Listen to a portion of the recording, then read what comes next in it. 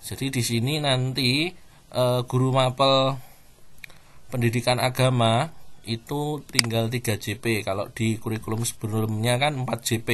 Yang 1 JP digunakan untuk project. Tetapi Assalamualaikum warahmatullahi wabarakatuh. Ketemu lagi di Iyo Irwan Channel, berbagi tidak akan membuat rugi. Pada kali ini Iyo Irwan akan membedah kembali KOSP. Di video-video sebelumnya Iyo Irwan sudah membahas seperti apa landasan yuridis penyusunan KOSP dan bagaimana contoh surat keputusan tim pengembang kurikulum. Bisa dicek di video Iyo Irwan sebelumnya. Sebelum Iyo Irwan lanjutkan untuk membedah KOSP pada video ini, Iyo Irwan ingin mengucapkan terima kasih bagi teman-teman yang sudah mendukung channel Iyo Irwan dengan mengklik tombol subscribe. Bagi yang belum subscribe, ditunggu subscribe-nya karena subscribe itu gratis. Subscribe sekali untuk selamanya. Pada video kali ini Iyo Irwan akan membahas tentang struktur kurikulum dalam KOSP atau kurikulum operasional satuan pendidikan. Baik, Iyo Irwan akan buka contoh KOSP dari SD Negeri 1 Tembursari. Ini adalah SD atau sekolah di mana Iyo Irwan bekerja. Kita langsung saja menuju ke bagian struktur kurikulumnya. Nah, di sini kita akan membahas struktur kurikulum untuk kegiatan intrakurikuler, di sini untuk pengaturan beban belajar dan struktur kurikulum. Nah, untuk tahun ini SD Negeri 1 Tembursari ini melaksanakan kurikulum merdeka untuk kelas 1, 2, 4 dan 5. Ini adalah tahun kedua. Nah, nanti untuk teman-teman yang baru mulai tahun pertama mungkin nanti ambil yang kelas 1 dan kelas 4. Sedangkan untuk yang sudah tahun ketiga pasti malah lebih memahami lagi. Nah, di sini nanti struktur kurikulum kita itu terdiri dari muatan pelajaran dan proyek profil pelajar Pancasila.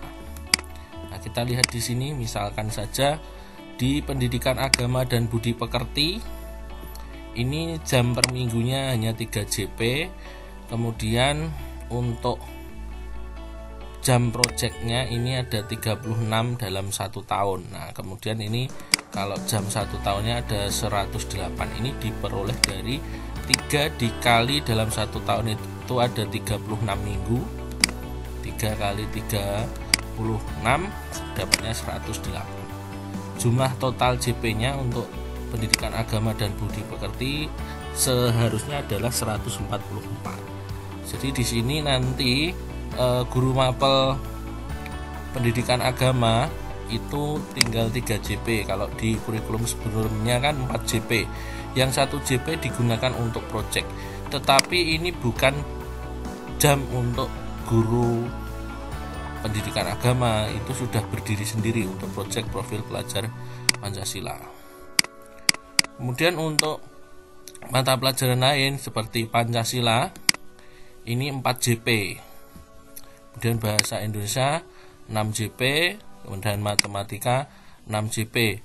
Untuk kelas 1 itu belum ada IPAS atau ilmu pengetahuan alam dan sosial. Nah, kemudian seni ini ada 3 pilihan sebenarnya, ada seni musik, seni rupa, dan seni tari. Nanti bisa memilih salah satu atau mungkin 3-tiganya mau ada asalkan ruangannya memenuhi syarat. Setiap anak milih, ada yang seni musik, ada yang seni rupa, ada yang seni tari, monggo kalau ruangnya cukup dan gurunya cukup. Nah, di sini saya milih salah satu yaitu seni rupa. Ini untuk 1 minggunya 3 JP.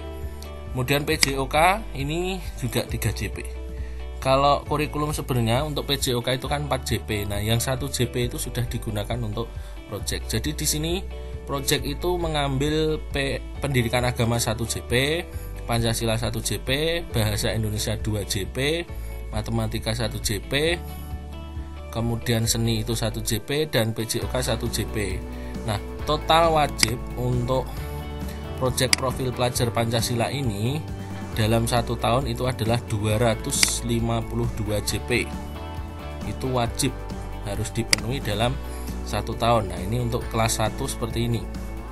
Nah, kemudian di sini ada muatan lokal, ini untuk masing-masing provinsi berbeda. Ini 2 JP. Tidak ada jam yang diambil untuk proyek, dan bisa ditambah dengan muatan lokal pilihan sekolah. Di sini sekolah kami mengambil bahasa Inggris, untuk sekolah lain boleh disesuaikan. Ini juga 2 JP. Jadi totalnya untuk kelas 1 itu 27 JP untuk guru, untuk pembelajaran. Untuk pembelajaran ini adalah 27 JP. Sedangkan untuk proyeknya adalah 252 JP. Nah, ini setahunnya 980 JP dan totalnya 1232. Nah, kalau kita asumsikan 27 ini dikurangi PJOK dan pendidikan agama, ini tinggal 21. Nah, maka dari itu ada sesuatu yang masih mengganjal di benak Iyo Irwan untuk kaitannya dengan pengaturan jadwal di Dapodik nanti bagaimana. Kalau struktur kurikulumnya ya seperti ini. Apakah nanti yang proyek ini misalnya di hari Sabtu atau hari Kamis atau hari Selasa ini untuk proyek ini diberikan kepada guru kelas, dan nanti guru pendidikan agama dan PJOK-nya juga kurang dari 24 JP.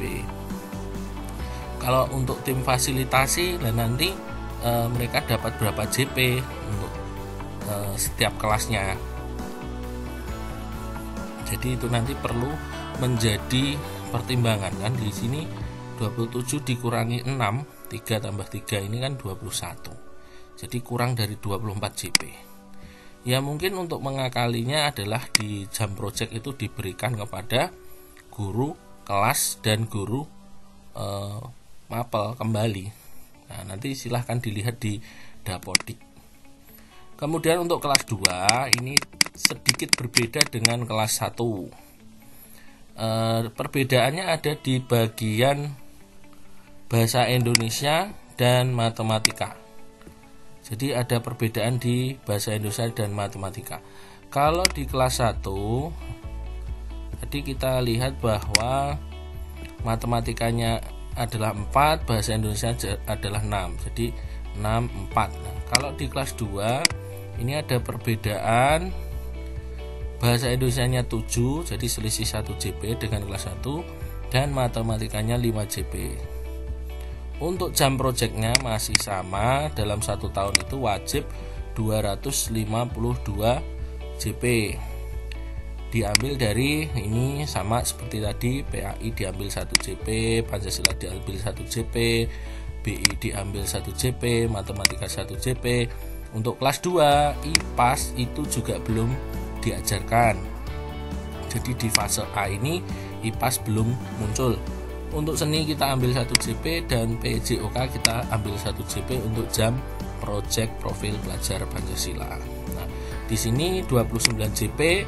Kalau kita kurangi dengan PJOK 3 dan PA pendidikan agama 3 masih 23 JP. Jadi masih kurang 1 JP kalau untuk sertifikasi. Tapi nanti